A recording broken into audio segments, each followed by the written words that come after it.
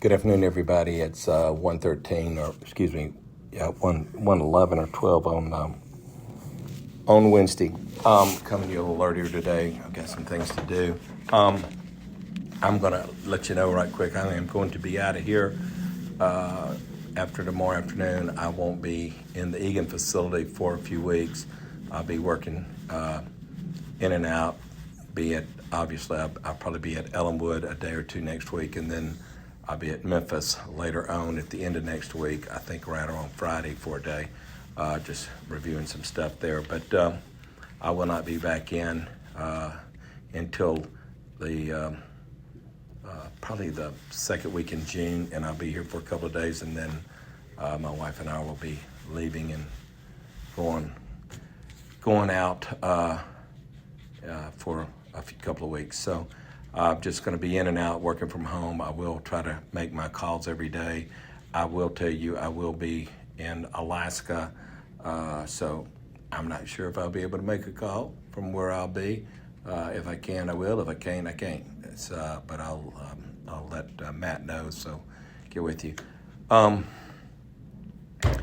Listen, we're a couple of things going on. I'm trying to look at every cost option. The company has not really, truly updated their fuel program, from what it looks to me like, all the way back to 2019. So they've left a lot of money. I say left it on the table. They left a lot of money on the table in some different things that they could have done. So make a long story short, we're in the process of we're actually finishing up some meetings. Got meetings right now with Loves and all, but we're in the process of reviewing the complete fuel program that we have in place. If you look at what y'all have been doing, or what DART has let happen,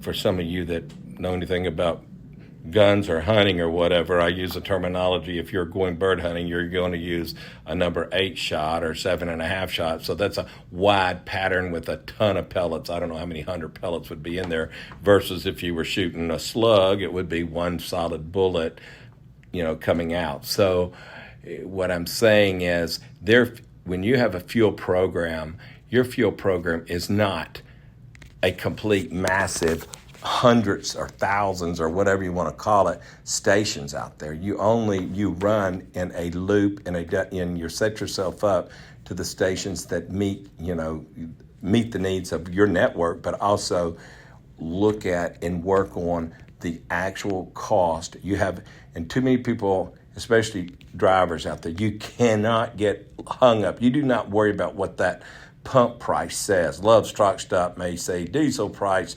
$4 a gallon, and then you see Raceway across the street may have diesel price at $3.50 a gallon. You say, well, how can somebody be 50 cents off a gallon, blah, blah, blah. That's the way. This is all marketing. So you don't need to worry about that stuff. Where you worry about is what our pricing is and what we're doing. And especially you owner-operators, y'all are making, you're being paid a fuel surcharge, especially the ones that you're running by the mile. You're being paid a fuel surcharge for all miles, but you're also receiving the pricing or the buying power of DART. So that's basically 1,000 truck buying power out there versus one truck. If you were one truck going into the pallet to fill up, you're going to get whatever price that is at the pump or whatever it says on that sign. But, DART's numbers are not even, are in the same class as that. You've got cost plus or retail minus. There are all kind of pricing discounts out there. So where we are today is updating the fuel programs. Brett and Mark are in meetings actually right now with Love's, finishing up with these guys. But we're updating the fuel program. We're adding a station or two out there, and then we're going back, and we will be taking a lot of the stops that are out there, just people randomly stopping it. If you've got Love's Love's is your truck stop, or Pallet, or TA, or whomever it may be, that doesn't mean you stop at every Love's or every pallet's going to be the same. It's not. You've got different prices or different retails matter. Also, states matter. You've got taxes in each state. Rising Fawn, Georgia, you can stop at the pallet Rising Fawn, Georgia, and buy the lowest fuel possible, but the state taxes are not on that, and that's going to catch you back on the backside. So there's different states. So our program is supposed to go out there, factor in the best fuel stop versus our pricing versus the state taxes, et cetera, and that's what we do. So we're in the process. We will be correcting our fuel network. So when you get a load, you're given a routing as to where to fuel, and you need to follow that routing. And I mean, I'm telling you, company drivers, 100%, you will follow that routing. You've got to. This is. We own the truck. We've got to follow that routing because that's giving DART the best possible edge, the best possible pricing. Owner-operators, here's the deal. You don't have to follow that routing technically because, you are paying for your own fuel. The reality of it is. However, DART is giving you their pricing. And again, I go back to it. If you were a single running out there by yourself and you don't have that pricing, you're going to pay pump price. Well, you're getting a heck of a discount, obviously, off of this. So you need to follow the fuel routing, just no different than a company driver. It's in your benefit. It's in DART's benefit for sure. It helps the volume of buying and the volume of gallons going through and going through the correct station. So I need y'all to really start looking at that. I don't know how much y'all have looked at in the past. I do know that I've looked at for the past, basically, we did a survey and we ran a mapping, and like I say, it looks a massive amount of stations have been fueling at, which we shouldn't be fueling at even a third of the stations out there. I mean, our network is pretty defined, other than the fact that we're running out west now, but that network is defined. You're running 10, you're running 40, you're running whatever, coming back across.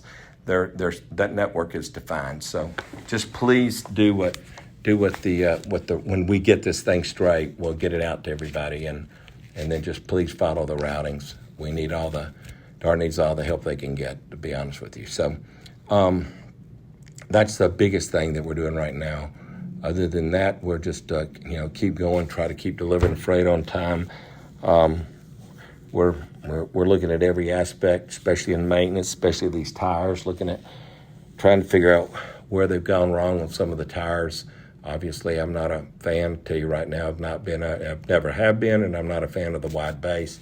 I think it's way too expensive, but we can't change now. So we're in the process of looking at where we got flats, what's going on. We're changing some valve stems in those aluminum wheels because of corrosion, and that's there's where some of our leaks are coming from. So we're in the process of doing some stuff there to help out. So just bear with us and stay focused and, be safe going down the road. That's what I ask. Like I said yesterday, we had an accident. Gosh, the driver was 18 years safe driving. I mean, accidents can happen, and it just can happen in the blink of an eye. So in this case, I mean, it's a great driver, and he had an accident. So let's just kind of stay focused and do what we got to do. Stay safe. I love y'all, and talk to y'all tomorrow. Bye.